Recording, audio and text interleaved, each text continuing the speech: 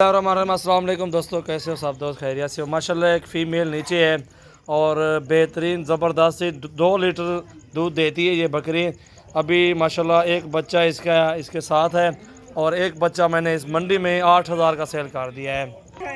ये बच्चा माशाल्लाह देखिए, वो बंदा एक दोस्त है यार, ज़बरदस्ती ले गया है, क्योंकि बच्चों की वीडियो मैं लगाता हूँ ना, और फिर इसके साथ एक मेल था, वो लेके ज़बरदस्ती चला गया है।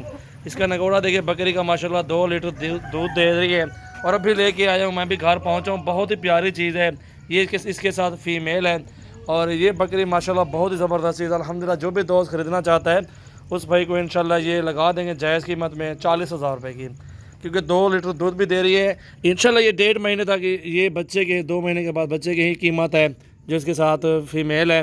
और बहुत ही प्यारी चीज़ नकोड़े में है, रियासती बकरे से जो है ना, बीतल वगैरह से क्रॉस हुई है, क्योंकि नकोड़ा बच्चे का देखें बेहतरीन और ज़बरदस्त चीज़ है ये। इंशाल्लाह आप सब भाइयों के लिए बेहतरीन पैकेज दिया है।